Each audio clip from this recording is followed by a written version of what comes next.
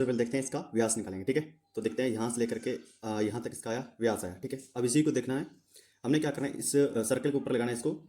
देखते हैं कहाँ तक आता है, कितनी बार आता है, ठीक है। तो मैंने स्टार्ट किया इस पॉइंट से, याद रखना इस पॉइंट से स्टार्ट किया और ये इस पॉइंट तक पहुंचा। अगेन एक बार हुआ। अब करते हैं अपने यहाँ से, आप लोग सर यहाँ से क्या यहाँ तक आया कितना, 2 टाइम्स आया, ठीक है। तो कितनी 2 बार हो गया। अब बोलेंगे सर हम यहाँ से करते हैं स्टार्ट और यहाँ तक करते हैं, कितना हुआ 3 टाइम्स हुआ ना, कितना हुआ 3 टाइम्स हुआ। अब बोलेंगे सर हमारे पास यहाँ पे गैप आया, कितना 3 टाइम्स हो गया था, ठीक है बच्चे। यहाँ तक हमारे पास ये गैप आया, ये वाला गैप होता है ना, ये वाला जो रेड कलर व्हाइट कलर के 2 पॉइंट पड़े, इनके बीच का ये डिस्टेंस है ना, इनके बीच की डिस्टेंस से मान लो यहाँ तक करते हैं हम। यहाँ से मैं करता हूँ, मैं मैप करता हूँ इसको, यहाँ से लेकर यहाँ तक ये जो डिस्टेंस है ये ना, ये होती है अपनी बच्चे 0.14 समथिंग समथिंग आगे चली जाती है, ठीक है। तो अब देखो बच्चे इसको क्या बोलते हैं हम, यहाँ तक आया था 1D, देखो पूरा था D, ठीक है। 1D यहाँ आया, 2D और 3D, यानी कि 3D आया बच्चे, कितना है 3D आया। 1D यहाँ से आया है ना, और 2D 3D 3D आया, 3D आया बच्चे। और आप क्या बोले सर ये वाला एक्स्ट्रा पॉइंट और बचा ना। अब इस एक्स्ट्रा पॉइंट को क्या बोला मैंने आपको बच्चे, 0.14 आया था, ठीक है बच्चे। उसके बाद डैश डैश समथिंग आएगा, ठीक है बच्चे, बोर्ड पर समझते हैं, ठीक है। अब देखते हैं इससे मैथमेटिकली देखते हैं फॉर्मुला कैसे बनता है। मैं आपको फॉर्मुला बनाना सिखाता हूँ बच्चे, चलिए चलते हैं आगे देखते हैं कैसे बनता है फॉर्मुला।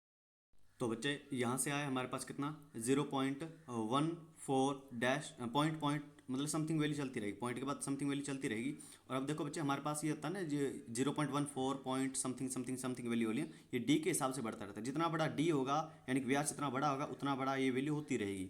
तो यानी कि डी के रेशियो में बढ़ेगा, आप लेंगे सर 0.14 के हिसाब से बढ़ता रहेगा, डी इसके साथ आ जाएगा, क्या आएगा सर 3D प्लस में 0.14 इनके साथ डी आ जाएगा उसके साथ, ठीक है बच्चे।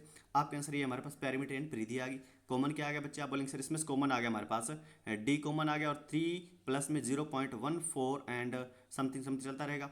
डी कॉमन आने के बाद सर अंदर क्या जुड़ेगा, आप बोलेंगे सर 3.14, और उसके बाद क्या आ गया, बोलेंगे सर डी की वैल्यू जो होती है हमारे पास होती है 2r, यानी कि रेडियस का 2 टाइम्स होता है डी। आप बोलेंगे सर 2r, और ये जो पड़ा इसको बोलेंगे सर पाई बोलेंगे, ठीक है, यानी कि पाई। आप बोलेंगे सर पाई की वैल्यू क्या आ गई, आप बोलेंगे सर 3.14 और पॉइंट समथिंग समथिंग चलता रहता है, ठीक है बच्चे, याद रखना।